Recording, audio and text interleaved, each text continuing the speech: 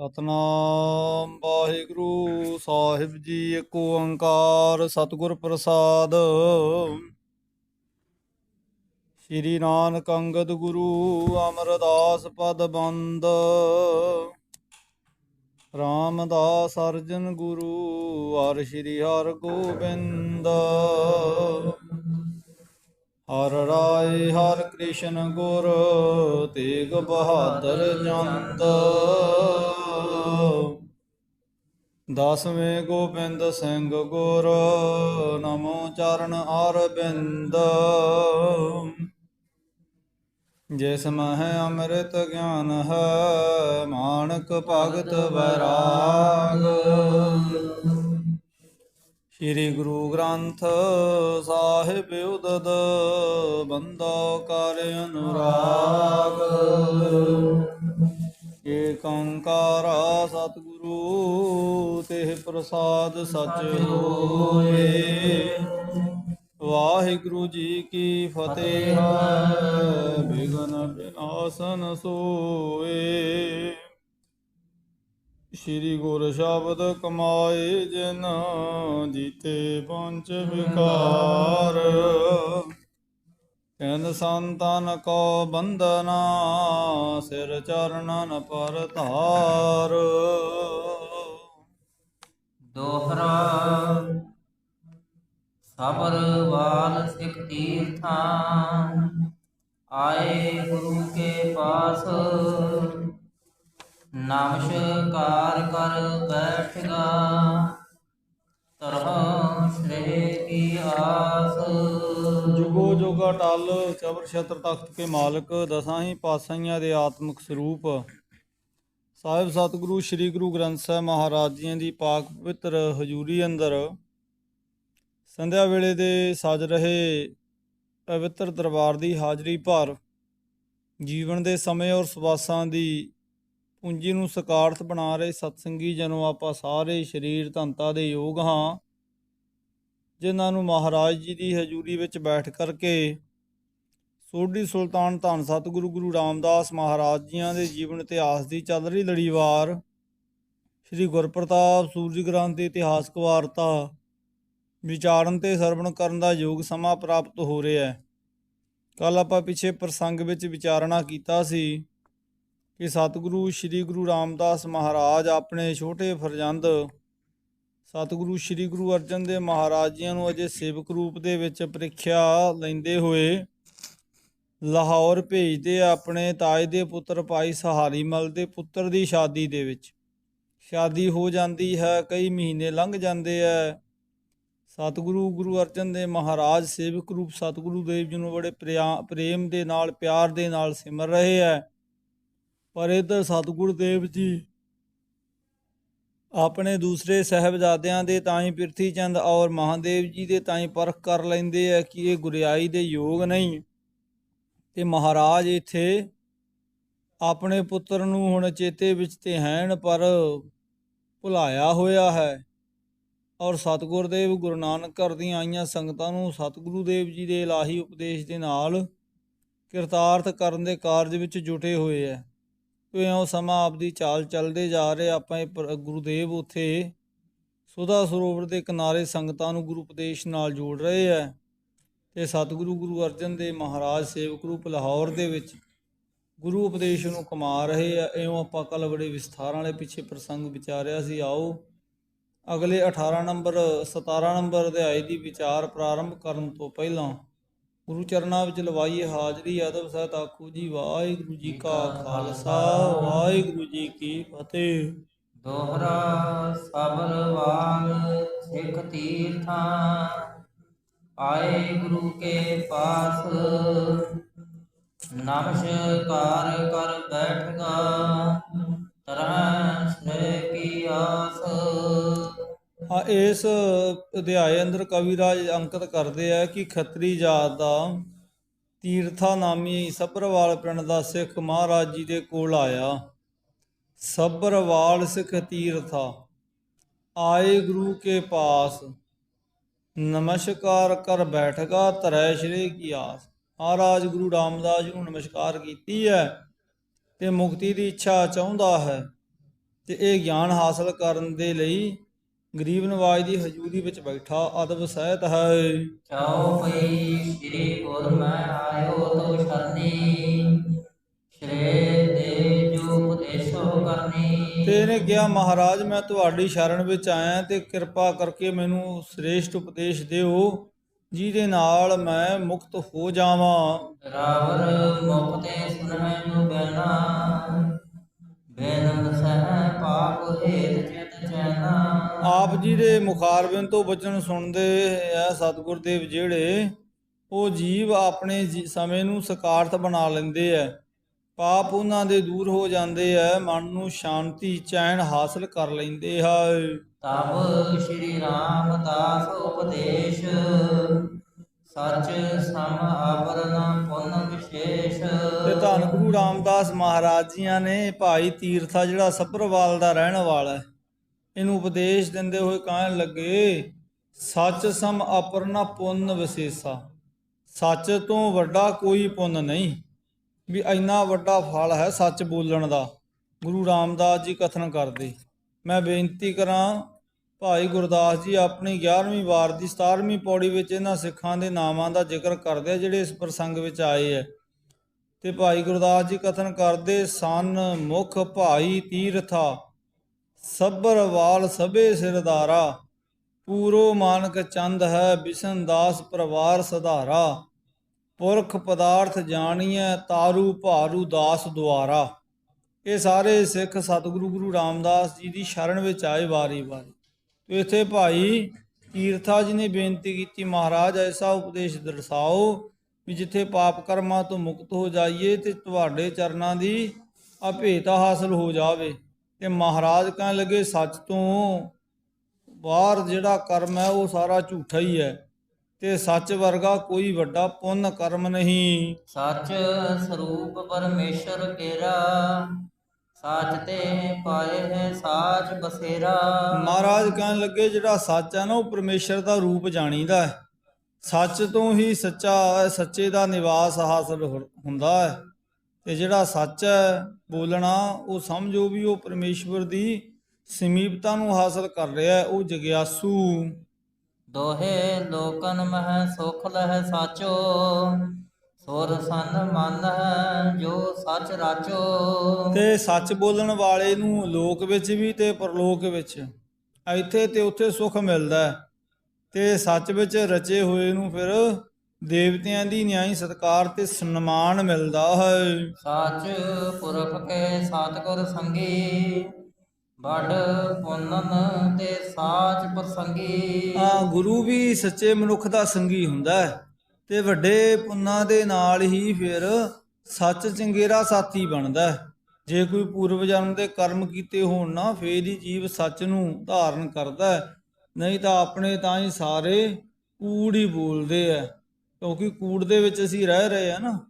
ਇਸੇ ਲਈ ਤੇ ਮਹਾਰਾਜ ਸਾਨੂੰ ਬਾਣੀ ਵਿੱਚ ਸਮਝਾਉਂਦੇ, ਮਿਥਨ ਮੋਹ ਅਗਨ ਸੋਕ ਸਾਗਰ ਕਰ ਕਿਰਪਾ ਉਦਰ ਹਰਨ ਆਗਰ। ਇਹ ਸਾਰਾ ਮਿਥਿਆ ਹੋਇਆ ਹੈ ਪਸਾਰਾ, ਪਰ ਅਸੀਂ ਇਹਨੂੰ ਸੱਚ ਮੰਨਿਆ ਹੋਇਆ, ਜਿਵੇਂ ਇੱਥੋਂ ਕਿਤੇ ਜਾਣਾ ਹੀ ਕੋਈ ਨਹੀਂ। ਪਰ ਜਿਨ੍ਹਾਂ ਨੇ ਇਹ ਗੱਲ ਨੂੰ ਧਾਰਨ ਕਰ ਲਿਆ ਵੀ ਅਸੀਂ ਇੱਥੇ ਆਏ ਹੋਏ ਮਹਿਮਾਨ ਦੀ ਤਰ੍ਹਾਂ ਹਾਂ, ਫਿਰ ਉਹ ਆਪਣੇ ਤਾਂ ਹੀ ਇੱਥੇ ਬਹੁਤਾ ਪਸਾਰਾ ਨਹੀਂ ਪਸਾਰਦੇ। ਉਹਨਾਂ ਬਾਬਤ ਮਹਾਰਾਜ ਜੀ ਦੇ ਬਚਨ ਹੈ, ਜਿੰਨੀ ਚੱਲਣ ਜਾਣਿਆ ਸੇ ਕਿਉਂ ਕਰਿਆ ਵਿਥਾਰ। ਉਹ ਬਹੁਤਾ ਵਿਸਥਾਰ ਨਹੀਂ ਕਰਿਆ ਕਰਦੇ, ਕਿਉਂਕਿ ਉਹਨਾਂ ਨੂੰ ਇਸ ਗੱਲ ਦਾ ਅਹਿਸਾਸ ਹੈ ਕਿ ਅਸੀਂ ਇੱਥੇ ਬੈਠੇ ਨਹੀਂ ਰਹਿਣਾ। ਜਿਸ ਆਸਨ ਹਮ ਬੈਠੇ ਕੀਤੇ ਵੈਸ ਗਿਆ, ਵੀ ਜਿਸ ਆਸਨਾਂ ਤੇ ਅਸੀਂ ਬੈਠੇ ਹਾਂ, ਪਤਾ ਨਹੀਂ ਕਿੰਨੇ ਕੁ ਸਰੀਰ ਸਾਥੋਂ ਪਹਿਲਾਂ ਇੱਥੇ ਆਏ ਤੇ ਬੈਠ ਕੇ ਤੇ ਇੱਥੋਂ ਚਲੇ ਗਏ। ਸੋ ਮਤ ਵਿਚਾਰ ਸਾਚ ਹੀ ਕਹੈ, ਸੂਖਮ ਭੇਦ ਏਕ ਹਿਮਲ ਹੈ। ਸ੍ਰੇਸ਼ਟ ਬੁੱਧੀ ਵਾਲੇ ਸੱਚਾ ਵਿਚਾਰ ਕਥਨ ਕਰਦੇ ਆ, ਤੇ ਇਸ ਤਰ੍ਹਾਂ ਫਿਰ ਸੂਖਮ ਭੇਦ ਨੂੰ ਹਾਸਲ ਕਰ ਲੈਂਦੇ ਹੈ। ਸਾਚ ਕਹੇ ਕਿਸ ਕੋ ਹੋਏ ਗੁਰੂ, ਤਾਹ ਕੂਰ ਕਹੈ ਸੱਚ ਪਰ ਹਰੋ। ਤੇ ਜੇਕਰ ਸੱਚ ਕਹਿਣ ਦੇ ਨਾਲ ਕਿਸੇ ਦਾ ਬੁਰਾ ਹੁੰਦਾ ਤਾਂ ਉੱਥੇ ਝੂਠ ਬੋਲ ਕੇ ਨਾ ਫਿਰ ਸੱਚ ਨੂੰ ਵਿਸਾਰ ਦੇਈਦਾ, ਉਹਨੂੰ ਦੂਰ ਕਰ ਦੇਈਦਾ ਹੈ ਸੱਚ ਨੂੰ, ਫਿਰ ਉੱਥੇ ਵਕਤ ਵਿਚਾਰ ਲਈਦਾ ਹੈ। ਇਸ ਪਰ ਇੱਕ ਪ੍ਰਸੰਗ ਸੁਣ ਲਿਓ, ਨਿਰਣੈ ਕਰ ਪੁਨ ਕਹਿਨ ਕਰਿਓ। ਮਹਾਰਾਜ ਕਹਿਣ ਲੱਗੇ, ਭਾਈ ਤੀਰਥਾ ਜੀ ਅਸੀਂ ਇਹਦੇ ਤੇ ਤੈਨੂੰ ਇੱਕ ਪ੍ਰਸੰਗ ਸੁਣਾਉਂਦੇ ਆ, ਇੱਕ ਵਾਰਤਾ ਸੁਣਾਉਂਦੇ ਆ, ਤੁਸੀਂ ਇਹ ਗੱਲ ਨੂੰ ਸੁਣ ਕੇ ਨਾ ਆਪ ਨਿਰਣਾ ਕਰ ਲੈਣਾ। ਤੇਰਿਓ ਸਾਧ ਇਕ ਨਿਰਪ ਕੇ ਦੁਆਰੇ, ਬੈਠੇ ਕੇਤਕ ਮਾਸ ਗੁਜ਼ਾਰੇ। ਮਹਾਰਾਜ ਇੱਥੇ ਹੁਣ ਇੱਕ ਉਦਾਹਰਨ ਦਿੰਦੇ ਗੱਲ ਸਮਝਾਉਣ ਵਾਸਤੇ ਭਾਈ ਤੀਰਥੇ ਨੂੰ। ਕਹਿਣ ਲੱਗੇ ਕਿ ਰਾਜੇ ਦੇ ਰਾਜ ਦਰਬਾਰ ਦੇ ਬਾਹਰ ਇੱਕ ਸਾਧੂ ਬੈਠਾ ਰਹਿੰਦਾ ਸੀ ਤੇ ਉਹਨੂੰ ਬੈਠਿਆਂ ਉੱਥੇ ਕਈ ਮਹੀਨੇ ਗੁਜ਼ਰ ਗਏ। ਸੋ ਨਿਰਪ ਪੁੱਤਰ ਵਿਆਹ ਕਰ ਆਇਓ, ਸਰਬ ਪ੍ਰਕਾਰ ਉਛਾਹੋ ਵਧਾਇਓ। ਤੇ ਉਹ ਜਿਹੜੇ ਰਾਜੇ ਦੇ ਰਾਜ ਮਹੱਲਾਂ ਦੇ ਬਾਹਰ ਸਾਧੂ ਨੇ ਬਿਰਾਜਨਾ ਕੀਤਾ ਸੀ, ਉਸ ਰਾਜੇ ਦੇ ਰਾਜਕੁਮਾਰ ਪੁੱਤਰ ਨੇ ਵਿਆਹ ਕਰਵਾ ਲਿਆ ਤੇ ਬਹੁਤ ਰਾਜ ਮਹੱਲਾਂ ਦੇ ਵਿੱਚ ਖੁਸ਼ੀਆਂ ਹੋਈਆਂ ਤੇ ਬਹੁਤ ਜ਼ਿਆਦੇ ਨੌਕਰਾਂ ਚਾਕਰਾਂ ਦੇ ਵਿੱਚ ਅਹਿਲਕਾਰਾਂ ਦੇ ਵਿੱਚ ਉਤਸ਼ਾਹ ਹੋਇਆ। ਰਾਜ ਕੁਵਰ ਇੱਕ ਮੰਦਰ ਮਾਹੋ, ਲੈ ਕਰ ਵਧੂ ਸੁਪਤ ਭਾਂਤਹੂ। ਤੇ ਹੋਇਆ ਕਿ ਇੱਕ ਦਿਨ ਦੀ ਗੱਲ ਹੈ, ਰਾਜਕੁਮਾਰ ਆਪਣੀ ਨਵ ਵਿਆਹੀ ਇਸਤਰੀ ਦੇ ਨਾਲ ਆਪਣੇ ਮਹੱਲਾਂ ਦੇ ਵਿੱਚ ਵਿਸ਼ਰਾਮ ਕਰ ਰਿਹਾ ਸੀ। ਕੇਤਕ ਰਾਤ ਬੀਤੇ ਸੁਖ ਪਾਈ, ਤਾਹੇ ਬਧੂ ਕੋ ਨੀਂਦ ਨਾ ਆਈ। ਆ ਤੇ ਆਪਣੇ ਤਾਂ ਹੀ ਰਾਜਕੁਮਾਰ ਰਾਤਰੀ ਵਿਸ਼ਰਾਮ ਦੇ ਵਿੱਚ ਕਾਫੀ ਸਮਾਂ ਆਨੰਦ ਮਾਣਦਾ ਰਿਹਾ, ਸੌਂ ਗਿਆ, ਨੀਂਦ ਆ ਗਈ। ਪਰ ਤਾਹੇ ਬਧੂ ਕੋ ਨੀਂਦ ਨਾ ਆਈ, ਰਾਜਕੁਮਾਰ ਨੂੰ ਤੇ ਨੀਂਦ ਆ ਗਈ, ਸੌਂ ਗਿਆ, ਪਰ ਉਹਦੀ ਜਿਹੜੀ ਨਵਿਆ ਇਸਤਰੀ ਸੀ ਉਹਨੂੰ ਨੀਂਦ ਨਾ ਭਾਸੀ। ਜਮ ਧਰ ਹੋਤੇ ਸਿਰਾਨੇ ਧਰੀ, ਲੇਤਰੇ ਨਿਸੋ ਦੇਖਨ ਕਰੀ। ਤੇ ਉਸ ਰਾਜਕੁਮਾਰ ਦੀ ਇਸਤਰੀ ਨੇ ਕੀ ਦੇਖਿਆ ਵੀ ਰਾਜਕੁਮਾਰ ਦੇ ਸਿਰਹਾਣੇ ਇੱਕ ਬੜੀ ਸੋਹਣੀ ਕਟਾਰ ਰੱਖੀ ਹੋਈ ਹੈ। ਉਹਨੇ ਉਸ ਨੂੰ ਵੇਖਣ ਦੇ ਲਈ ਆਪਣੇ ਹੱਥਾਂ ਦੇ ਵਿੱਚ ਪਕੜ ਲੈਣਾ ਕੀਤਾ। ਅਤ ਤੀਛਨ ਹੇਰੀ ਦੇ ਹਾਥ, ਪਰਿਓ ਸੁਪਤ ਸਾਥਾ ਤਿਸ ਨਾਥ।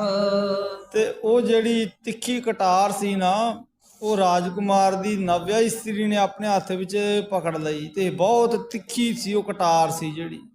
ਤੇ ਉਹਦਾ ਪਤੀ ਵੀ ਆਪਣੀ ਨੀਂਦ ਵਿੱਚ ਗੁੜੰਦ ਸੁੱਤਾ ਹੋਇਆ ਸੀ। ਛੋਟੀ ਅਚਾਨਕ ਕਰਦੇ ਜਬੈ, ਗਿਰੀ ਉਦਰ ਪਰ ਧਸਗੀ ਤਬੈ। ਤੇ ਉਹ ਅਚਾਨਕ ਨਾ ਉਸ ਦੇ ਹੱਥ ਵਿੱਚੋਂ ਜਿਹੜੀ ਕਟਾਰ ਸੀ ਨਾ ਉਹ ਛੁੱਟ ਜਾਂਦੀ ਹੈ ਤੇ ਉਹਦੇ ਹੱਥ ਦੇ ਵਿੱਚੋਂ ਤਿੱਖੀ ਛੁੱਟੀ ਹੋਈ ਜਿਹੜੀ ਕਟਾਰ ਸੀ ਨਾ ਉਹ ਰਾਜਕੁਮਾਰ ਦੇ ਪੇਟ ਤੇ ਲੱਗਦੀ ਹੈ, ਕਿਉਂਕਿ ਹੁਣ ਉਹ ਪਲੰਗ ਤੇ ਵਿਸ਼ਰਾਮ ਕਰ ਰਿਹਾ ਸੀ ਤੇ ਉਹ ਸਿਰਹਾਣੇ ਪਈ ਸੀ ਕਟਾਰ।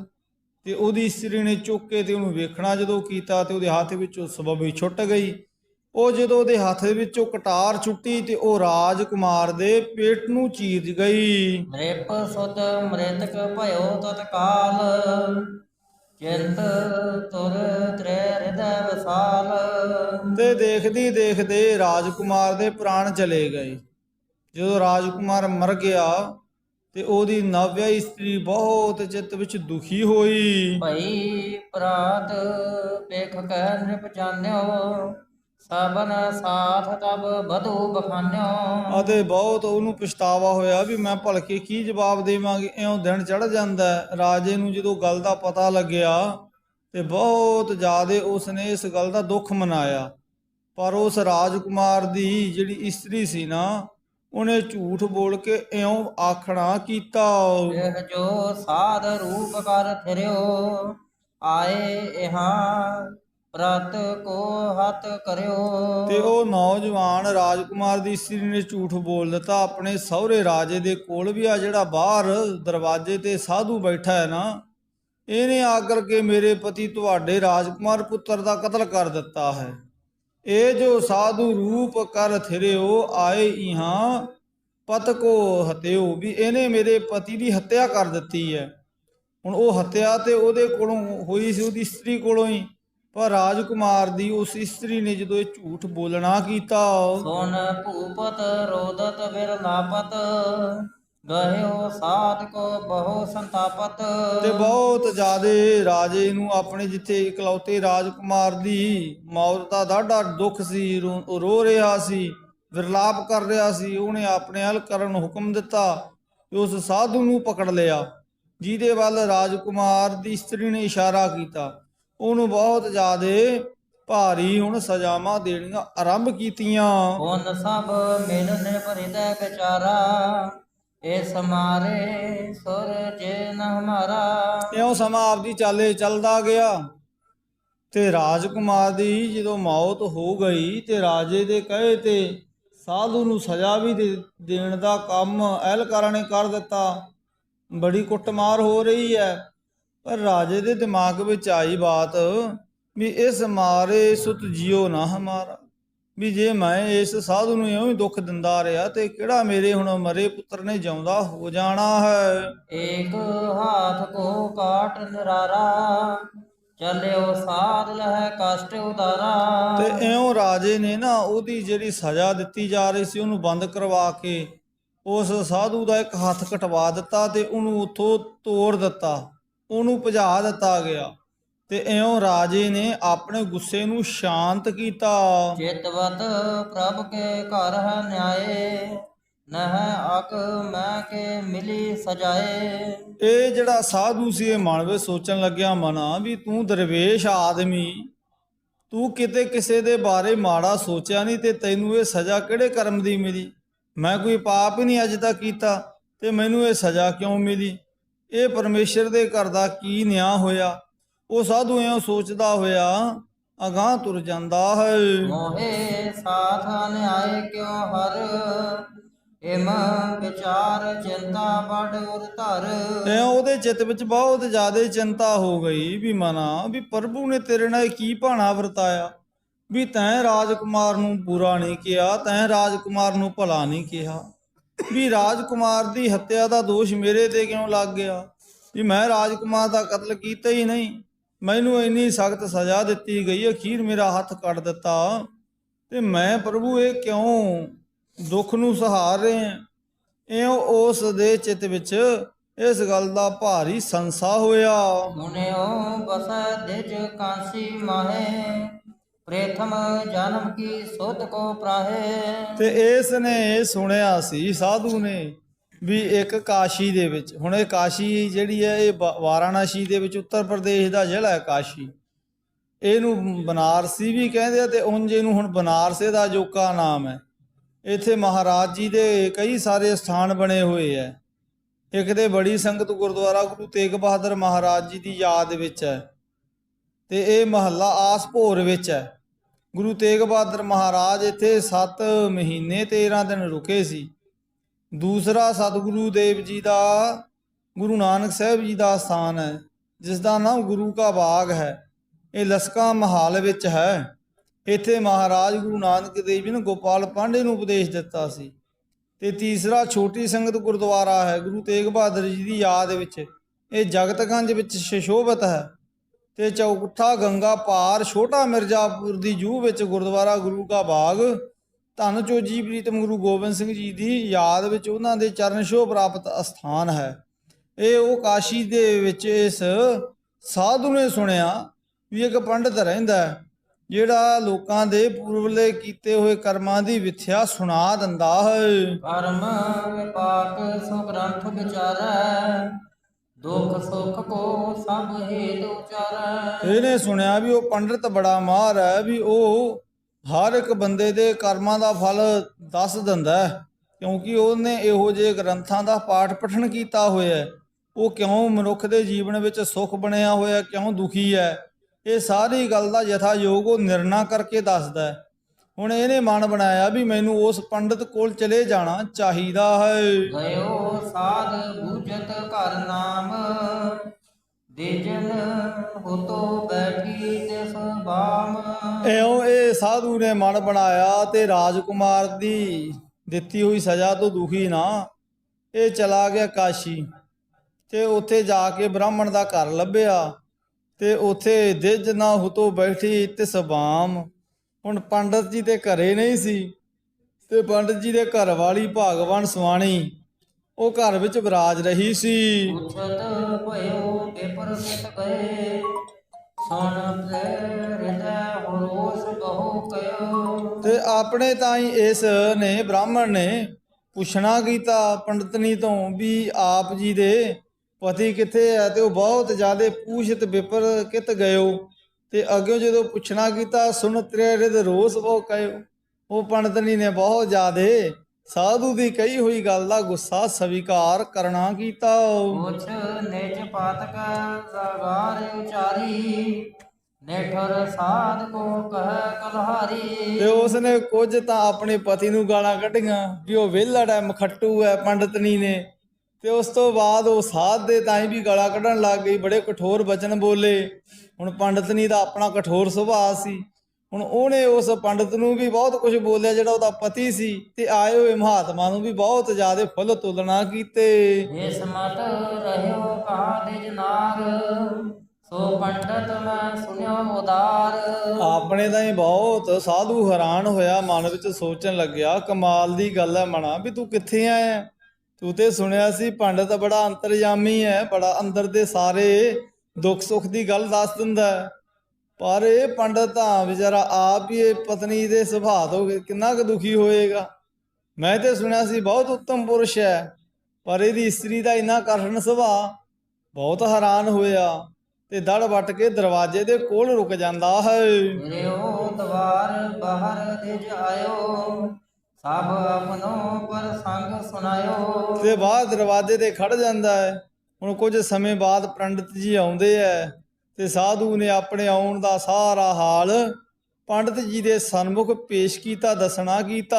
ਫਿਰ ਕਹੀ ਤੇ ਸੋਤਰੇ ਕੀ ਬਾਤ, ਬੂਝੇ ਗਾਰ ਨਿਕਾਰਤ ਜਾਤ।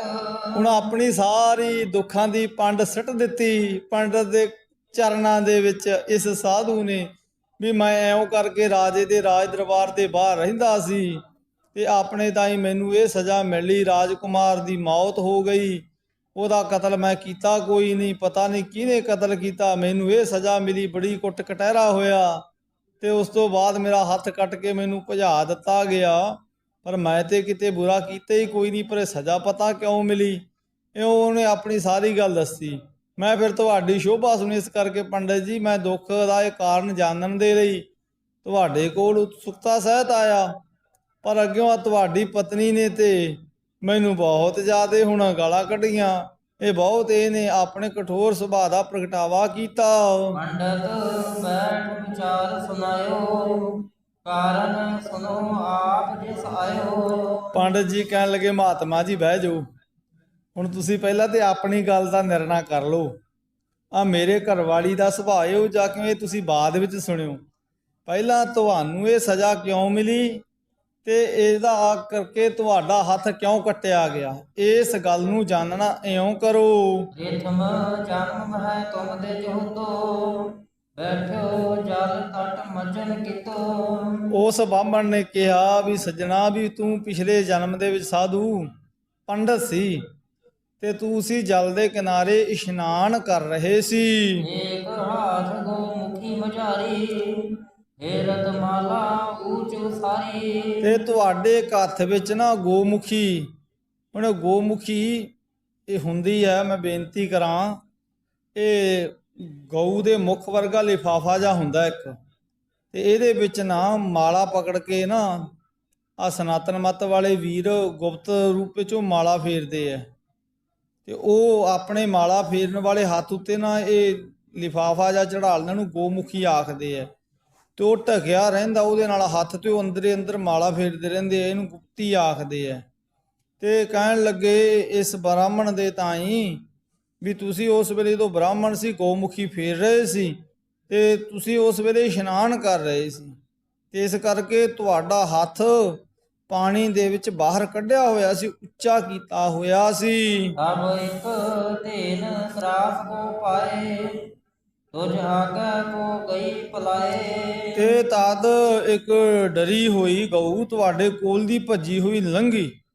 ਤੁਹਾਡਾ ਧਿਆਨ ਜਿੱਥੇ ਇਸ਼ਨਾਨ ਵਿੱਚ ਸੀ ਉੱਥੇ ਗੋਮੁਖੀ ਦੀ ਮਾਲਾ ਫੇਰ ਰਹੇ ਸੀ, ਤੁਸੀਂ ਗੁਪਤੀ ਫੇਰ ਰਹੇ ਸੀ, ਤੇ ਤੁਹਾਡਾ ਧਿਆਨ ਅੱਧਾ ਉਧਰ ਸੀ ਅੱਧਾ ਇਸ਼ਨਾਨ ਵਿੱਚ ਸੀ, ਤੇ ਡਰੀ ਹੋਈ ਗਾਂ ਭਜਦੀ ਹੋਈ ਤੁਹਾਡੇ ਕੋਲ ਦੀ ਲੰਘ ਗਈ। ਪਿਛੇ ਆਇਓ ਦੁਸ਼ਟ ਕਸਾਈ, ਤਿਨ ਬੂਝੀ ਇਤ ਦੇਸ਼ ਕੋ ਆਈ। ਤੇ ਉਹ ਗਊ ਦੇ ਪਿੱਛੇ ਦੁਸ਼ਟ ਕਸਾਈ ਲੱਗਿਆ ਹੋਇਆ ਸੀ। ਉਹ ਕਸਾਈ ਤੋਂ ਡਰਦੀ ਹੋਈ ਗਊ ਅੱਗੇ ਅੱਗੇ ਭੱਜੀ ਜਾ ਰਹੀ ਸੀ, ਤੇ ਉਸ ਕਸਾਈ ਨੇ ਤੁਹਾਨੂੰ ਪੁੱਛਣਾ ਕੀਤਾ ਕਿ ਤੁਸੀਂ ਇੱਥੇ ਗਊ ਦੇਖੀ ਹੈ, ਪਰ ਤੁਸੀਂ ਆਪਣੇ ਤਾਈਂ ਜਵਾਨ ਤੋਂ ਕੁਝ ਨਾ ਕਿਹਾ। ਮੋਨ ਧਰੀ ਮੁਖ ਤੇ ਨਾ ਅਲਾਈ, ਗਈ ਇਤਹ ਕਰ ਸਾਥ ਬਤਾਈ। ਤੇ ਤੁਸੀਂ ਚੁੱਪ ਕੀਤਾ ਹੋਇਆ ਸੀ, ਉਸ ਵੇਲੇ ਮੌਨ ਧਾਰਨ ਕੀਤਾ ਹੋਇਆ ਸੀ, ਚੁੱਪ ਵੱਟੀ ਹੋਈ ਸੀ, ਮੁਖ ਤੋਂ ਕੁਝ ਨਹੀਂ ਬੋਲੇ। ਪੰਡਤ ਜੀ ਤੁਸੀਂ ਆਪਣੇ ਤਾਂ ਹੀ ਹੱਥ ਦਾ ਇਸ਼ਾਰਾ ਕਰ ਦਿੱਤਾ ਵੀ ਇੱਧਰ ਨੂੰ ਗਈ ਹੈ।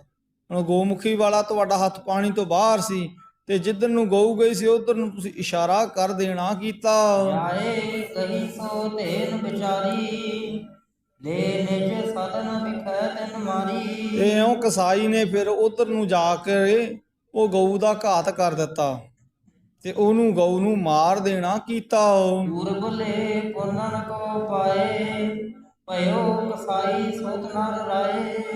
ਤੇ ਇਉਂ ਫਿਰ ਉਹ ਜਿਹੜੀ ਗਊ ਸੀ ਨਾ, ਉਹ ਪਿਛਲੇ ਜਨਮਾਂ ਦੇ ਪੁੰਨ ਕਰਕੇ ਉਹ ਕਸਾਈ ਹੁਣ ਉਹ ਰਾਜਕੁਮਾਰ ਬਣਿਆ ਹੋਇਆ ਸੀ। ਜਿਹੜਾ ਕਸਾਈ ਸੀ ਨਾ, ਸਮਾਂ ਪਾ ਕੇ ਜਦੋਂ ਸਾਧੂ ਤੁਹਾਡੀ ਮੌਤ ਹੋ ਗਈ, ਤੁਸੀਂ ਤੇ ਬ੍ਰਾਹਮਣ ਸੀ, ਤੁਹਾਥੋਂ ਤੇ ਆ ਗਲਤੀ ਹੋਈ, ਤੁਸੀਂ ਇਸ਼ਾਰਾ ਕਰ ਦਿੱਤਾ ਤੇ ਉਹ ਗਊ ਕਸਾਈ ਨੇ ਪਕੜੀ ਤੇ ਉਹਨੇ ਘਾਤ ਕਰਤਾ ਗਊ ਦਾ।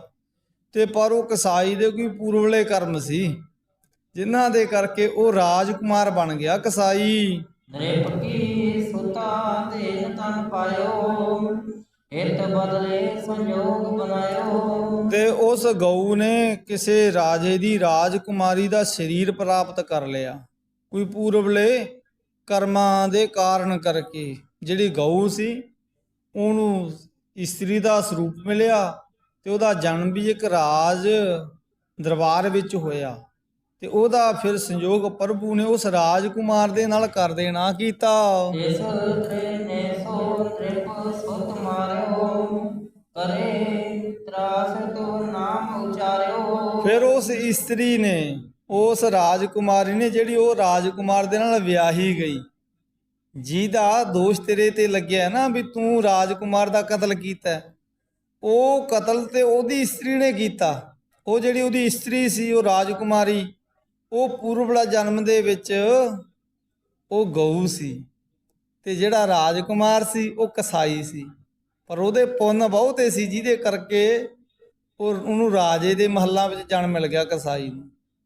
ਤੇ ਆਪਣੇ ਤਾਈਂ ਜਿਹੜੀ ਇਸਤਰੀ ਸੀ ਉਸ ਦੇ ਤਾਈਂ ਫਿਰ ਵਿਆਹੀ ਗਈ, ਤੇ ਉਹ ਇਸਤਰੀ ਨੇ ਫਿਰ ਤੇਜ ਧਾਰ ਛੁਰੀ ਦੇ ਨਾਲ ਉਹਦਾ ਕਤਲ ਕਰ ਦਿੱਤਾ। ਤੇ ਉਹ ਆਪਣੇ ਤਾਈਂ ਜਿਹੜਾ ਰਾਜਕੁਮਾਰ ਸੀ ਪਰ ਪੂਰਵਲਾ ਜਨਮ ਦਾ ਕਸਾਈ ਸੀ, ਉਹ ਮਰ ਜਾਂਦਾ ਹੈ। ਤੇ ਇਉਂ ਫਿਰ ਉਹ ਡਰਦੀ ਹੋਈ ਰਾਜਕੁਮਾਰ ਦੀ ਇਸਤਰੀ ਨੇ ਫਿਰ ਤੁਹਾਡਾ ਨਾਮ ਪੇਸ਼ ਕਰ ਦਿੱਤਾ, ਕਿਉਂਕਿ ਤੁਸੀਂ ਉਹ ਕਸਾਈ ਨੂੰ ਦੱਸਣ ਵਾਲੇ ਸੀ ਪੰਡਤ ਜੀ, ਤੁਸੀਂ ਇਸ਼ਾਰਾ ਕੀਤਾ ਸੀ, ਇਸ ਕਾਰਨ ਕਰਕੇ ਤੁਹਾਡਾ ਫਿਰ ਹੱਥ ਕੱਟਿਆ ਗਿਆ। ਆਥ ਸਾਥ ਕਾ ਤੇਨ ਬਤਾਈ, ਤਿਸ ਕੋ ਫਲ ਭਾ ਦੀਨ ਕਟਾਈ। ਤੇ ਇਹ ਫਿਰ ਤੁਹਾਨੂੰ ਵੀ ਫਲ ਮਿਲਣਾ ਹੀ ਸੀ ਨਾ, ਜਿੰਨਾ ਤੁਸੀਂ ਕਰਮ ਕੀਤਾ ਸੀ। ਤੇ ਉਹਦਾ ਕਰਮ ਕੀ ਸੀ? ਉਹਨੇ ਗੋਮਤੀ ਵਾਲਾ ਜਿਹੜਾ ਹੱਥ ਸੀ ਉਹ ਕੀਤਾ ਸੀ ਵੀ ਇੱਧਰ ਨੂੰ ਗਈ ਹੈ ਗਊ, ਇਸ਼ਾਰਾ ਕੀਤਾ ਸੀ, ਤੇ ਉਸ ਇਸ਼ਾਰੇ ਦੇ ਕਾਰਨ ਕਰਕੇ ਉਹਦਾ ਹੱਥ ਕੱਟਿਆ ਗਿਆ। ਇਸੇ ਨੂੰ ਮਹਾਰਾਜ ਬਾਣੀ ਵਿੱਚ ਬਚਨ ਕਰਦੇ ਸਮਝਾਉਂਦੇ ਐ, ਇਹ ਕਰ ਕਰੇ ਸੋ ਇਹ ਕਰ ਪਾਏ, ਇੱਕ ਘੜੀ ਮੁਹਤ ਨਾ ਲੱਗੈ, ਅੱਗੇ ਕਰਨੀ ਕੀਰਤ ਵਾਚੀ ਐ, ਬੈ ਲੇਖਾ ਕਰ ਸਮਝਾਇਆ। ਤੋ ਇਹ ਕਰਮਾਂ ਦਾ ਫਲ ਹੈ ਜਿਹੜਾ ਅਸੀਂ ਭੋਗ ਰਹੇ ਹਾਂ। ਇਹ ਭਾਵੇਂ ਕੋਈ ਪੂਰਵਲਾ ਕਰਮ ਹੈ ਜਿਹਦੇ ਕਰਕੇ ਅੱਜ ਸੁਖੀ ਹੈ, ਤੇ ਜੇ ਅੱਜ ਅਸੀਂ ਦੁਖੀ ਹੈ ਤੇ ਇਹ ਵੀ ਕੋਈ ਪੂਰਵਲਾ ਕਰਮ ਹੈ। ਪਰ ਇਹ ਜਿਹੜੇ ਗੁਰੂ ਨਾਨਕ ਦੇ ਦਰ ਦੀ ਜਿਹੜੀ ਚਾਕਰੀ ਹੈ ਨਾ, ਇਹ ਨਿਸ਼ਕਾਮ ਭਾਵ ਦੇ ਨਾਲ ਗੁਰੂ ਨੂੰ ਭਾ ਜਾਏ, ਇਹ ਚਾਕਰੀ ਫਿਰ ਕਰਨ ਵਾਲੇ ਸਫਲ ਹੋ ਜਾਂਦੇ ਆ। ਇੱਥੇ ਫਿਰ ਜਿਹੜੇ ਮਾੜੇ ਕਰਮ ਹੈ ਉਹ ਮਿਟ ਵੀ ਜਾਂਦੇ ਆ ਤੇ ਸ਼ੁਭ ਕਰਮ ਵੀ ਬਣ ਜਾਂਦੇ। ਜਿਹਨੂੰ ਮਹਾਰਾਜ ਨੇ ਬਾਣੀ 'ਚ ਬਚਨ ਕਰਦੇ ਸਮਝਾਇਆ ਕਿ ਪ੍ਰਭ ਕੈ ਸਿਮਰਨ ਮਨ ਕੀ ਮਲ ਜਾਏ, ਅੰਮ੍ਰਿਤ ਨਾਮ ਰਿਦ ਮਾਹਿ ਸਮਾਏ। ਤੇ ਇਉਂ ਫਿਰ ਸਤਿਗੁਰੂ ਦੇਵ ਜੀ, ਗੁਰੂ ਰਾਮਦਾਸ ਜੀ ਇਹ ਸਾਰੀ ਗੱਲ ਭਾਈ ਤੀਰਥੇ ਨੂੰ ਸਮਝਾ ਰਹੇ ਆ ਇੱਕ ਉਦਾਹਰਨ ਦੇ ਦੁਆਰਾ। ਪ੍ਰਭ ਅਨਿਆਏ ਕਰਹਿ ਕੈਸੇ, ਕਰੇ ਕਰਮ ਤੇ ਦੇ ਫਲ ਤੈਸੇ। ਇਉਂ ਸਤਿਗੁਰੂ ਗੁਰੂ ਰਾਮਦਾਸ ਆਖਦੇ ਭਾਈ ਤੀਰਥਾ ਵੀ ਪਰਮੇਸ਼ਰ ਕਿਤੇ ਅਨਿਆਂ ਨਹੀਂ ਕਰਦਾ, ਉਹ ਤਾਂ ਸਦਾ ਹੀ ਨਿਆਂ ਕਰਦਾ, ਤੇ ਜਿਹੋ ਜਿਹਾ ਕੋਈ ਮਨੁੱਖ ਕਰਮ ਕਰਦਾ ਉਹੇ ਜਾ ਹੀ ਫਲ ਪਾਉਂਦਾ। ਜੇਹਾ ਬੀਜੈ ਸੋ ਲੁਣੈ, ਕਰਮਾ ਸੰਧੜਾ ਖੇਤ। ਇੱਥੇ ਤਾਂ ਜਿਹੋ ਜਿਹਾ ਕੋਈ ਬੀਜਦਾ ਤੇ ਉਹੋ ਜਿਹਾ ਫਲ ਪ੍ਰਾਪਤ ਕਰ ਲੈਂਦਾ ਹੈ। ਨਾਮ ਤੇਰੇ ਕੋ ਸੁਣ ਲਿਓ ਪ੍ਰਸੰਗ, ਨਹਿ ਸੰਸੈ ਕਰੀਐ ਚਿਤ ਸੰਗ। ਫਿਰ ਉਹ ਪੰਡਤ ਨੇ ਕਿਹਾ ਵੀ ਇਹ ਤਾਂ ਤੁਹਾਡੀ ਗੱਲ ਸੀ, ਹੁਣ ਤੁਸੀਂ ਮੇਰਾ ਵੀ ਪ੍ਰਸੰਗ ਸੁਣ ਲਓ ਵੀ ਮੇਰੇ ਘਰ ਵਾਲੀ ਦਾ ਇੰਨਾ ਸੁਭਾਅ ਕਠੋਰ ਕਿਉਂ ਹੈ। ਪੂਰਬ ਜਨਮ ਕਾਕ ਕੋ ਮੇਰਾ, ਤ੍ਰਿਆ ਗਦੀ ਪੇਠ ਅਕਾਵ ਕਨੇਰਾ। ਕਹਿਣ ਲੱਗਾ ਪੰਡਤ ਵੀ ਪੁਰਲਾ ਜਨਮ ਜਿਹੜਾ ਮੇਰਾ ਸੀ ਨਾ ਉਹ ਕਾਂ ਦਾ ਸੀ। ਇਹ ਕਾਸ਼ੀ ਦਾ ਬ੍ਰਾਹਮਣ ਹੈ, ਗੱਲ ਸੁਣਾ ਰਿਹਾ ਜਿਹੜਾ ਉਹ ਸਾਧੂ ਨੂੰ, ਜਿਹੜੇ ਸਾਧੂ ਦਾ ਹੱਥ ਕੱਟਿਆ ਗਿਆ। ਤੇ ਅੱਗਿਓਂ ਇਹ ਦ੍ਰਿਸ਼ਟਾਂਤ ਗੁਰੂ ਰਾਮਦਾਸ ਜੀ ਸੁਣਾ ਰਿਹਾ ਭਾਈ ਤੀਰਥਾ ਜੀ ਨੂੰ, ਜਿਹੜੇ ਸੱਭਰਵਾਲ ਤੋਂ ਆਏ ਹੈ, ਮੁਕਤੀ ਦਾ ਉਪਦੇਸ਼ ਜਿਹੜੇ ਚਾਹ ਰਹੇ। ਉਸ ਪੰਡਤ ਨੇ ਕਿਹਾ ਵੀ ਮੇਰਾ ਪੁਰਲਾ ਜਨਮ ਕਾਂ ਦਾ ਸੀ ਤੇ ਮੇਰੀ ਜਿਹੜੀ ਇਸਤਰੀ ਸੀ ਇਹ ਗਧੀ ਦੀ ਜੂਣ ਵਿੱਚ ਸੀ ਤੇ ਇਹਦੀ ਪਿੱਠ ਤੇ ਬਹੁਤ ਵੱਡਾ ਘਾਵ ਸੀ, ਜ਼ਖਮ ਸੀ। ਪੂਰਬ ਮੈਂ ਆਇਓ ਬਿਖ ਚੋਂਚ ਚਲਾਈ, ਫਸੀ ਅਸਥ ਮਹਿ ਨਹਿ ਨਿਕਸਾਈ। ਤੇ ਇਹ ਮੈਂ ਜਿਹੜਾ ਕਾਂ ਸੀ, ਜਿੱਥੇ ਮੈਂ ਕਾਂ ਕਾਂ ਕਰਦਾ ਸੀ ਉੱਥੇ ਮੈਂ ਗੰਦਗੀ ਖਾਂਦਾ ਸੀ।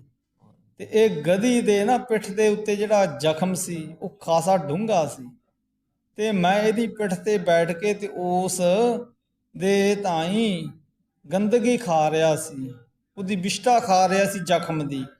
ਪਰ ਜਿਹੜੀ ਮੇਰੀ ਚੁੰਝ ਸੀ ਨਾ, ਫਸੀ ਅਸਤ ਮੈਂ ਨਹਿ ਨਿਕਸਾਈ, ਉਹਦੇ ਅਸਤ ਵਿੱਚ, ਅਸਤ ਨਾਮ ਹੱਡੀ ਦਾ, ਉਹ ਹੱਡੀ ਦੇ ਵਿੱਚ ਫਸ ਗਈ ਮੇਰੀ ਚੁੰਝ, ਉਹ ਨਿਕਲੀ ਨਾ। ਤੇ ਜਿਹਦੇ ਕਾਰਨ ਕਰਕੇ ਸ੍ਰੀ ਗੰਗਾ ਜਲ ਵਿਖੇ ਪ੍ਰਵੇਸ਼ੀ, ਆਗੇ ਗਨਮਤ ਕੀਰ ਵਿਸ਼ੇਸ਼ੀ। ਤੇ ਉਹ ਫਿਰ ਗਧੀ ਨੇ ਨਾ ਗੰਗਾ ਦੇ ਪਾਣੀ ਵਿੱਚ ਵੜ ਜਾਣਾ ਕੀਤਾ ਤੇ ਉਹ ਜਿਵੇਂ ਜਿਵੇਂ ਉਹਦੇ ਪੀੜ ਲੱਗ ਰਹੀ ਸੀ ਉਹ ਅੱਗੇ ਅੱਗੇ ਪਾਣੀ ਦੇ ਵਿੱਚ ਚਲਦੀ ਗਈ। ਜਿਉਂ ਜਿਉਂ ਮੈਂ ਨਿਜ ਚੌਂਚ ਲਕਾਰੀ, ਤਿਉਂ ਤਿਉਂ ਦੁਖ ਤੇ ਪਰਵੇਸ਼ਰ ਬਾਰੀ। ਤੇ ਜਿਵੇਂ ਜਿਵੇਂ ਮੈਂ ਆਪਣੀ ਫਸੀ ਹੋਈ ਉਹਦੀ ਹੱਡੀ ਦੇ ਵਿੱਚੋਂ ਚੁੰਝ ਕੱਢਣ ਦਾ ਯਤਨ ਕਰ ਰਿਹਾ ਸੀ, ਉਹ ਤਿਵੇਂ ਤਿਵੇਂ ਗਧੀ ਦੁਖੀ ਹੁੰਦੀ ਹੋਰ ਅਗਾਂਹ ਡੂੰਘੇ ਪਾਣੀ ਦੇ ਵਿੱਚ ਪ੍ਰਵੇਸ਼ ਕਰਦੀ ਗਈ। ਕਹਿ ਕਬੀਰ ਧਾਰਤ ਗਈ, ਅਸੀਂ ਚੁੰਚ ਵਿੱਚ ਨਹਿ ਸਈ। ਇਉਂ ਪਾਣੀ ਦੀ ਡੂੰਘੀ ਧਾਰਾ ਦੇ ਵਿੱਚ ਪ੍ਰਵੇਸ਼ ਕਰ ਗਈ। ਉਹ ਵੀ ਦੁਖੀ ਹੋ ਰਹੀ ਸੀ, ਮੈਂ ਵੀ ਦੁਖੀ ਹੋ ਰਿਹਾ ਸੀ, ਪਰ ਉਹ ਚੁੰਝ ਉਸ ਦੇ ਤਾਂ ਹੀ ਨਿਕਲੀ ਨਾ। ਅਦਕ ਪ੍ਰਵਾਹ ਬਹਾਏ ਦੋ, ਬੂਢ ਸਰੀਰ ਤਿਆਗ ਕਰ ਸੋ। ਤੇ ਇਉਂ ਫਿਰ ਉਸ ਦੇ ਗੰਗਾ ਦੇ ਤੇਜ਼ ਪਾਣੀ ਦੇ ਵੇਗ ਵਿੱਚ ਜਦੋਂ ਅਸੀਂ ਦੋਵੇਂ ਪ੍ਰਵੇਸ਼ ਕਰ ਗਏ, ਮੈਂ ਉਹਦੀ ਪਿੱਠ ਤੇ ਬੈਠਾ ਸੀ, ਮੇਰੀ ਚੁੰਝ ਉਹਦੀ ਹੱਡੀ ਵਿੱਚ ਫਸੀ ਹੋਈ ਸੀ। ਇਉਂ ਜਦੋਂ ਉਹ ਤੇਜ਼ ਪਾਣੀ ਦੇ ਪ੍ਰਵਾਹ ਦੇ ਸਨਮੁਖ ਗਈ ਤੇ ਉਹ ਤੋਂ ਫਿਰ ਪਾਣੀ ਦਾ ਜਿਹੜਾ ਤੇਜ਼ ਵੇਗ ਸੀ ਨਾ, ਉਹਦੇ ਵਿੱਚ ਆਪਣੇ ਆਪ ਨੂੰ ਸਥਿਰ ਨਾ ਰੱਖਿਆ ਗਿਆ। ਉਹ ਪਾਣੀ ਦੇ ਤੇਜ਼ ਵੇਗ ਵਿੱਚ ਵਹਿ ਗਈ ਤੇ ਮੈਂ ਵੀ ਵਹਿ ਗਿਆ। ਤੇ ਉਹ ਸਾਡੀ ਦੋਨਾਂ ਦੀ ਗੰਗਾ ਦੀ ਤੇਜ਼ ਧਾਰਾ ਦੇ ਵਿੱਚ ਪ੍ਰਾਣਾਂ ਦੀ ਬਾਜੀ ਅਸੀਂ ਹਾਰ ਗਏ, ਪ੍ਰਾਣ ਚਲੇ ਗਏ, ਉਹ ਵੀ ਮਰ ਗਈ, ਮੇਰੀ ਵੀ ਮੌਤ ਹੋ ਗਈ। ਸ੍ਰੀ ਗੰਗਾ ਜਲ ਕੋ ਫਲ ਭਇਓ, ਦੋਹਨ ਬਿਪਰ ਘਰ ਜਨਮ ਸੁਲਿਓ। ਪਰ ਇਉਂ ਫਿਰ ਗੰਗਾ ਦੇ ਜਲ ਦਾ ਸਾਨੂੰ ਮਹੱਤਮ ਇਹ ਪ੍ਰਾਪਤ ਹੋਇਆ ਵੀ ਸਾਡਾ ਜਿਹੜਾ ਜਨਮ ਸੀ ਨਾ ਉਹ ਬ੍ਰਾਹਮਣਾਂ ਦੇ ਘਰ ਦਾ ਹੋ ਗਿਆ, ਵੀ ਸਾਨੂੰ ਇਹ ਫਲ ਮਿਲ ਗਿਆ ਵੀ ਅਸੀਂ ਆਪਣੇ ਤਾਈਂ ਗੰਗਾ ਦੇ ਪਾਣੀ ਦੇ ਵਿੱਚ, ਕਿਉਂਕਿ ਹੁਣ ਗੰਗਾ ਦਾ ਜਲ ਪਵਿੱਤਰ ਮੰਨਿਆ ਜਾਂਦਾ ਹੈ ਨਾ, ਜਿਸ ਬਾਬਤ ਕਬੀਰ ਜੀ ਬਾਣੀ 'ਚ ਇਸ਼ਾਰਾ ਕਰਦੇ, ਗੰਗਾ ਕੈ ਸੰਗ ਸਲਤਾ ਬਿਗਰੀ, ਸੋ ਸਲਤਾ ਗੰਗਾ ਹੋਏ ਨਿਬਰੀ, ਸੰਤਨ ਸੰਗ ਕਬੀਰਾ ਬਿਗਰਿਓ, ਸੋ ਕਬੀਰ ਰਾਮ ਹੋਏ ਨਿਬਰਿਓ। ਤੋ ਇਉਂ ਹੁਣ ਕਹਿਣ ਲੱਗੇ ਪੰਡਤ ਜੀ ਵੀ ਸਾਨੂੰ ਫਿਰ ਦੋਹਾਂ ਨੂੰ ਇਹ ਜਿਹੜਾ ਜੀਵਨ ਸੀ ਮਨੁੱਖ ਦਾ ਪ੍ਰਾਪਤ ਹੋਇਆ ਤੇ ਜਿਸ ਕਰਕੇ ਸਾਡਾ ਜਨਮ ਵੀ ਬ੍ਰਾਹਮਣਾਂ ਦੇ ਘਰ ਦਾ ਹੋਇਆ। ਪੁੰਨ ਸੰਬੰਧ ਭਾਇਓ ਸੰਗ ਮੇਰਾ, ਪ੍ਰੇਥਮ ਜਨਮ ਦੁਖ ਦੀਨ ਬਡੇਰਾ। ਤੇ ਇਉਂ ਫਿਰ ਸਾਡਾ ਦੋਵਾਂ ਦਾ ਸੰਬੰਧ ਜੁੜ ਗਿਆ ਸੀ, ਪਤੀ ਪਤਨੀ ਦੇ ਰੂਪ ਵਿੱਚ ਇੱਕ ਦੂਸਰੇ ਨੂੰ ਮਿਲ ਗਏ। ਜਾਂ ਤੇ ਕਹੈ ਕਠੋਰ ਦੁਖ ਦੇਤ, ਪੂਰਬ ਜਨਮ ਤਾਹੇ ਫਲ ਲੇਤ। ਤੇ ਇਸ ਕਰਕੇ ਜਿਹੜੀ ਇਸਤਰੀ ਹੈ ਨਾ ਮੇਰੀ, ਇਹ ਮੈਨੂੰ ਮੰਦੇ ਬੋਲ ਬੋਲ ਕੇ ਦੁਖੀ ਕਰਦੀ ਹੈ, ਕਿਉਂਕਿ ਪਿਛਲੇ ਕਰਮਾਂ ਦੇ ਸਹਿਤ ਇਹਨੂੰ ਮੈਂ ਦੁੱਖ ਦੇਣਾ ਕੀਤਾ ਸੀ ਤੇ ਉਹ ਪਿਛਲੇ ਕਰਮਾਂ ਦਾ ਜਿਹੜਾ ਫਲ ਮੈਂ ਹੁਣ ਭੋਗ ਰਿਹਾ, ਕਿਉਂਕਿ ਮੈਂ ਇਹਦਾ ਪਤੀ ਹਾਂ ਤੇ ਇਹ ਮੈਨੂੰ ਹੁਣ ਕਠਨ ਬੋ ਸ਼ਬਦ ਬੋਲਦੀ ਹੈ, ਹਿਰਦੇ ਵਿਦਕ ਬਾਣੀ ਬੋਲਦੀ ਹੈ। ਇਹ ਮੈਨੂੰ ਬਾਣਾਂ ਦੀ ਚੋਟ ਲਾਉਂਦੀ ਹੈ, ਕਿਉਂਕਿ ਪਹਿਲਾਂ ਮੈਂ ਇਹਦੇ ਤਾਂ ਹੀ ਚੋਟਾਂ ਲਾਉਂਦਾ ਰਿਹਾ ਹਾਂ। ਸੁਣਤ ਸਾਧ ਤਬ ਨਿਸ਼ਚੈ ਆਇਓ, ਬਿਨਾ ਕਰਮ ਦੁਖ ਸੁਖ ਨਹਿ ਪਾਇਓ। ਫਿਰ ਉਹ ਸਾਧੂ ਜਿਹੜਾ ਪੁੱਛਣ ਗਿਆ ਸੀ, ਜਿਹਦਾ ਹੱਥ ਕੱਟਿਆ ਸੀ ਰਾਜੇ ਨੇ, ਉਹਨੂੰ ਯਕੀਨ ਆ ਗਿਆ, ਸੋਚਿਆ ਮਨਾ ਵੀ ਬਿਨਾ ਕਰਮ ਦੁੱਖ ਸੁਖ ਨਾ ਪਾਇਓ, ਵੀ ਇਹ ਜਿਹੜਾ ਹੈ ਨਾ ਦੁੱਖ ਤੇ ਸੁੱਖ ਇਹ ਪੂਰਲੇ ਕਰਮਾਂ ਦਾ ਹੀ ਹੈ। ਤੇ ਇਸੇ ਕਰਕੇ ਮਹਾਰਾਜ ਬਾਣੀ 'ਚ ਵੀ ਬਚਨ ਕਰਦੇ ਹੈ ਕਿ ਆਪਣੇ ਤਾਂ ਇਹ ਪੂਰਲਾ ਕਰਮ ਹੈ, ਜਿਹਾ ਬੀਜੈ ਸੋ ਲੁਣੈ, ਦੁੱਖ ਸੁਖ ਪਰਬ ਜਨਮ ਕੇ ਕੀਏ, ਸੋ ਜਾਣੈ ਜਿਨ ਦਾਤਾ ਦੀਏ। ਇਹ ਸਾਡਾ ਹੀ ਕਰਮ ਹੈ ਜਿਹੜਾ ਅਸੀਂ ਭੋਗ ਰਹੇ ਹਾਂ। ਤੇ ਇਹ ਜੇ ਅਸੀਂ ਹੁਣ ਇੱਥੇ ਸੁਚੇਤ ਹੋ ਕੇ ਥੋੜਾ ਕਰਮ ਕਰ ਲਈਏ ਤੇ ਆਉਣ ਵਾਲਾ ਸਮਾਂ ਵੀ ਸੁਖੀ ਬਣਾਇਆ ਜਾ ਸਕਦਾ ਹੈ। ਜਿਸ ਬਾਬਤ ਮਹਾਰਾਜ ਬਚਨ ਕਰਦੇ, ਆਗੈ ਸੁਖ ਮੇਰੇ ਮੀਤਾ, ਆਛੇ ਆਨੰਦ ਪ੍ਰਭ ਕੀਤਾ। ਪਰਮੇਸ਼ਰ ਬਣਤ ਬਣਾਈ, ਫਿਰ ਡੋਲਤ ਕਤਹੂ ਨਾਹੀ। ਸਾਚੇ ਸਾਹਿਬ ਸਿਉ ਮਨ ਮਾਨਿਆ, ਹਰ ਸਰਬ ਨਿਰੰਤਰ ਜਾਣਿਆ। ਫਿਰ ਜਿਹੜੇ ਆਪਣੇ ਸੱਚੇ ਸਾਹਿਬ ਦੇ ਤਾਂ ਜਿਨ੍ਹਾਂ ਦਾ ਮਨ ਮੰਨ ਜਾਂਦਾ ਉਹ ਸਰਬ ਨਿਰੰਤਰ, ਉਹ ਵਾਹਿਗੁਰੂ ਨੂੰ ਸਦਾ ਹੀ ਜਾਣਦੇ ਆ ਆਪਣੇ ਅੰਗ ਸੰਗ। ਫਿਰ ਉਹਦੇ ਭਾਏ ਤੇ ਉਹਦੇ ਭਾਉ ਦੇ ਵਿੱਚ ਜੀਵਨ ਨੂੰ ਬਸਰ ਕਰਦੇ ਹੈ। ਸ੍ਰੀ ਗੁਰ ਭਨੇ ਸਾਚ ਤਿਜ ਕਹਿਓ, ਤੇਨ ਬਤਾਏ ਤੋ ਦੁਖ ਲਿਓ। ਇਉਂ ਹੁਣ ਸਤਿਗੁਰੂ ਦੇਵ ਜੀ ਹੁਣ ਸਾਰੀ ਗੱਲਬਾਤ ਸਮਝਾਉਂਦੇ ਆ ਭਾਈ ਤੀਰਥੇ ਜੀ ਨੂੰ। ਤੇ ਉਹ ਜਦੋਂ ਸਾਰੀ ਗੱਲ ਭਾਈ ਤੀਰਥਾ ਜੀ ਸੁਣ ਲੈਂਦੇ ਆ, ਸਮਝ ਲੈਂਦੇ ਹੈ। ਸ਼ਾਰਤ ਕਰ ਜਿਸ ਹਾਥ ਬਤਾਈ, ਸੋ ਕਟਵਾਏ ਪੀਰ ਕੋ ਪਾਈ। ਤੇ ਮਹਾਰਾਜ ਕਹਿਣ ਲੱਗੇ ਵੀ ਉਹ ਜਿਹੜਾ ਸਾਧੂ ਰਾਜੇ ਦੇ ਮਹੱਲਾਂ ਦੇ ਬਾਹਰ ਬੈਠਾ ਸੀ ਨਾ, ਉਹਨੇ ਹੱਥ ਦਾ ਇਸ਼ਾਰਾ ਕੀਤਾ, ਇਸ ਕਰਕੇ ਫਿਰ ਉਹਨੂੰ ਉਨੀ ਕੁ ਸਜ਼ਾ ਮਿਲੀ, ਉਹਦਾ ਹੱਥ ਕੱਟ ਦਿੱਤਾ ਗਿਆ।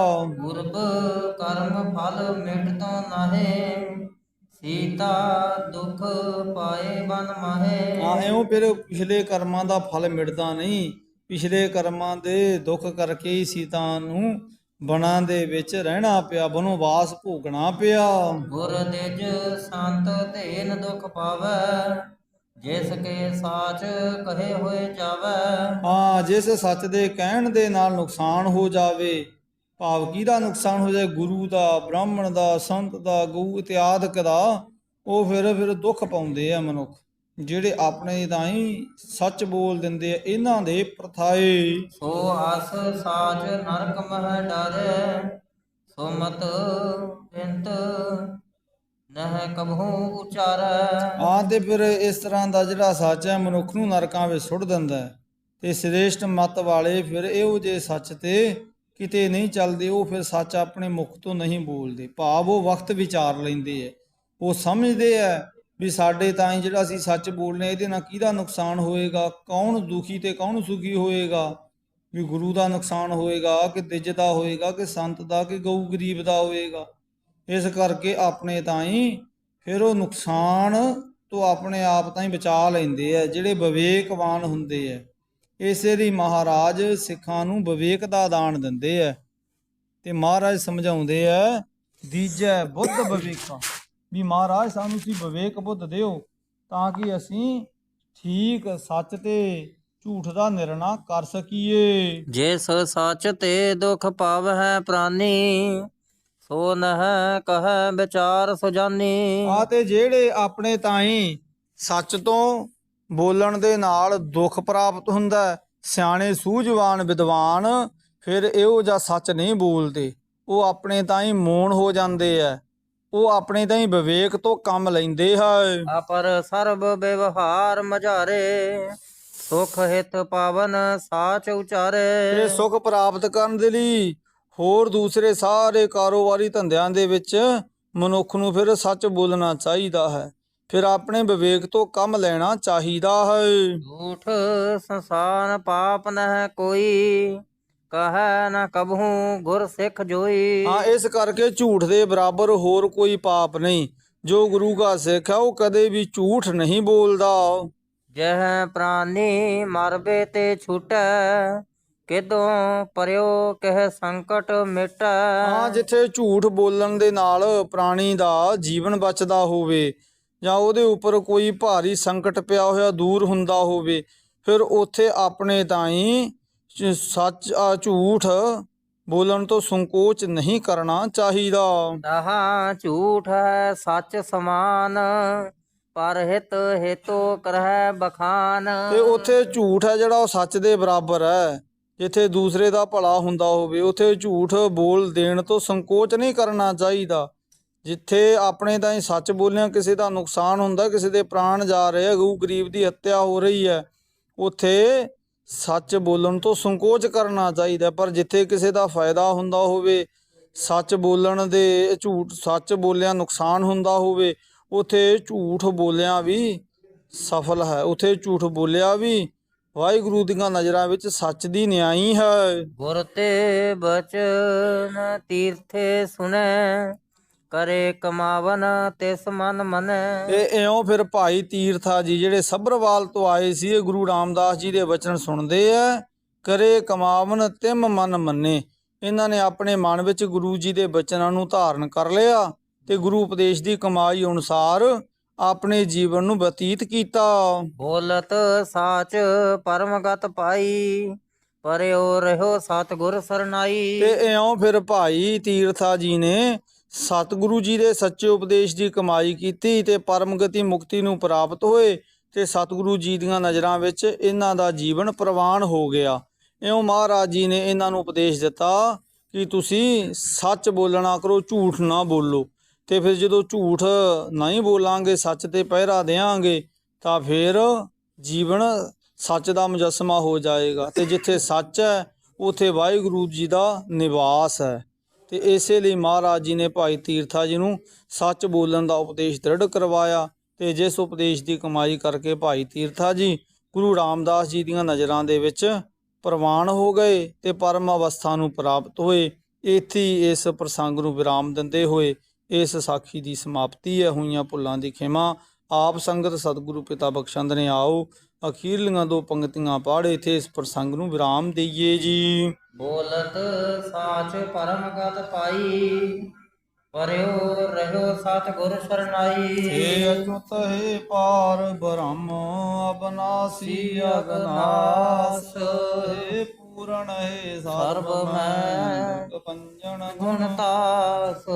हे संगी हे निरंकार हे निर्गुण सब टेक, हे गोविंद हे गुण निधान जाकै सदा विवेक, हे अपरंपर हर हरे है पियो वनहार, हे संता कै सदा संग निधारा आधार, हे ठाकुर हूँ दास रू मैं ਗੁਣ ਗੁਣ ਨਹੀਂ ਕੋਏ। ਨਾਨਕ ਦੀਜੈ ਨਾਮ ਦਾਨ ਰਾਖੋ ਹੀਐ ਪਰੋਏ। ਆਏ ਪ੍ਰਭ ਸ਼ਰਨਾਗਤੀ ਕਿਰਪਾ ਨਿਧ ਦਿਆਲ। ਏਕ ਅਖਰ ਹਰ ਮਨ ਬਸਤ ਨਾਨਕ ਹੋਤ ਨਿਹਾਲ। ਆਏ ਪ੍ਰਭ ਸਰਨਾਗਤੀ ਗਤੀ ਕਿਰਪਾ ਨਿਧ ਦਿਆਲ। ਏਕ ਅਖਰ ਹਰ ਮਨ ਬਸਤ ਨਾਨਕ ਹੋਤ ਨਿਹਾਲ। ਵਾਹਿਗੁਰੂ ਵਾਹਿਗੁਰੂ ਜੀ ਕਾ ਖਾਲਸਾ, ਵਾਹਿਗੁਰੂ ਜੀ ਕੀ